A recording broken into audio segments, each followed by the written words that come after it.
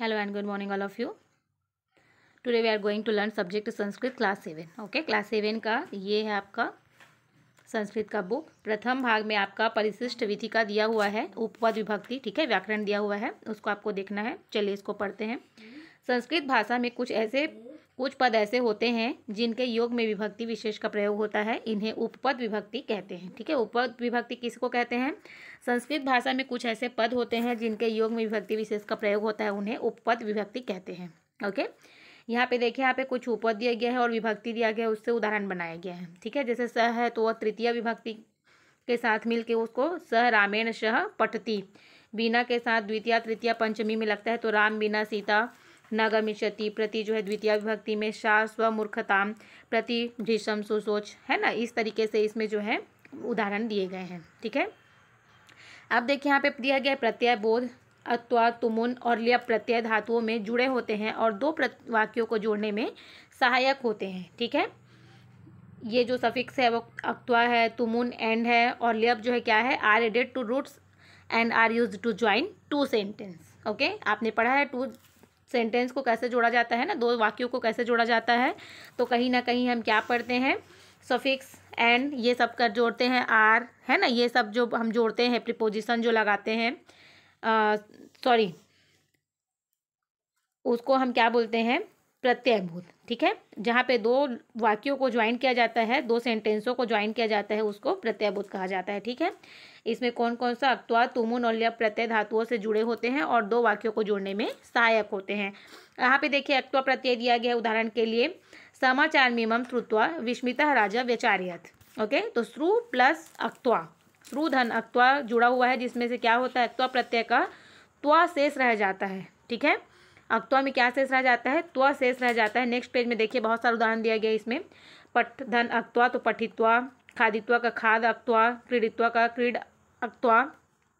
ये सब उदाहरण आपको मेमोराइज कर लेने हैं। ओके, जैसे आपको दिया जाता है कि कृत्वा को आप प्रत्यय अलग करिए तो आप क्या करोगे, क्री धन अक्त्वा, पित्वा में पी पा धन अक्त्वा, लिख अक्त्वा लिखित्वा, स्थित्वा तो स्था अक्त्वा, धावित्वा का धाव अक्त्वा, गत्वा का गम अक्त्वा, दृष्टवा का दृष्ट अक्त्वा। इस तरीके से आपको इसको मेमोराइज कर लेना है। ओके, तुमुन प्रत्यय दिया हो गया है, देखिए उदाहरण दिया गया है तुमुन प्रत्यय का, तानहम विक्रेतुम समागतः, विक्रय प्लस तुमुन, ये क्या हो गया है आपका, विक्रेतुम, विक्रेतुम को अलग किया गया है तो ये क्या हुआ है, विक्रय प्लस तुमुन हो गया है। तुमुन प्रत्यय का तुम शेष रहता है।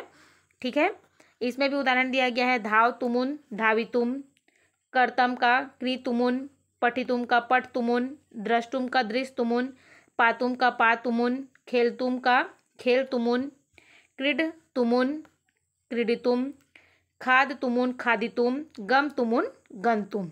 ठीक है, इस तरीके से आपको इसमें दिया गया है। नेक्स्ट पेज में देखें, यहाँ पे ल्यप प्रत्यय दिया गया है ना, स विपिन मार्गेण आगत्य पठति, ल्यप प्रत्यय दिया गया है, सह विपिन मार्गेण आगत्य पठति, आ गम और ल्यप। आगत्य का क्या होता है, देखिए कितना वजन इसमें जुड़ा हुआ है, कितने शब्द जुड़े हुए हैं, आ गम और ल्यप। आगत्य में क्या क्या जुड़ा हुआ है, आ गम और ल्यप। तो ये लप प्रत्यय से उदाहरण है। ठीक है, लप प्रत्यय का प्रयोग अक्त्वा प्रत्यय के अर्थ में ही होता है, भेद केवल इतना है कि लप प्रत्यय उपसर्ग पूर्वक धातु में जोड़ा जाता है। ठीक है, लप प्रत्यय का प्रयोग किस में होता है, अक्त्वा प्रत्यय के अर्थ में ही होता है, भेद केवल इतना है कि लप प्रत्यय उपसर्ग पूर्वक धातु में जो है जोड़ा जाता है। ठीक है, यहाँ पे देखिए उसका उदाहरण दिया गया है, विहस्य को क्या क्या अलग होगा, विहस ल्यप, आनीय आ नी धन ल्यप, आदाय का आ दा ल्यप, विचार्य का विचर और ल्यप।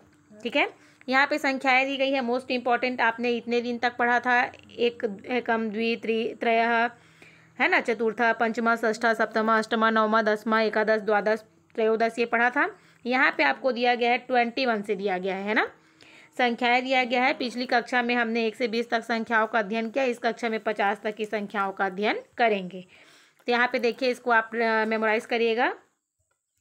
21 को क्या बोला जाता है, 21 को एकविंशति, द्वाविंशति, त्रयोविंशति, चतुर्विंशति, पंचविंशति, षड्विंशति, है ना, 27 को सप्तविंशति, 28 को अष्टाविंशति, एकोनत्रिंशत्, त्रिंशत्, एकत्रिंशत्, द्वात्रिंशत्, त्रयत्रिंशत्, चतुस्त्रिंशत्, पंचत्रिंशत्, षट्त्रिंशत्, सप्तत्रिंशत्, अष्टात्रिंशत्, है ना। एकोनचत्वारिंशत् चत्वारिंशत् एकचत्वारिंशत् द्वाचत्वारिंशत् त्रयचत्वारिंशत् चतुश्चत्वारिंशत् पंचचत्वारिंशत् षट्चत्वारिंशत् सप्तचत्वारिंशत् 48 को है ना 48 को अष्टाचत्वारिंशत् 49 को 49 को 49 और 50 को 50 को। ओके, इस तरीके से आप इसको मेमोराइज कर लीजिएगा, है ना। ये एग्जाम में आने लायक है, ये संख्याएं आपको आ सकती हैं, इसको आपको मेमोराइज करना है। ओके, ये आपका होमवर्क है, डू मेमो, आपको इसको मेमोराइज करना है।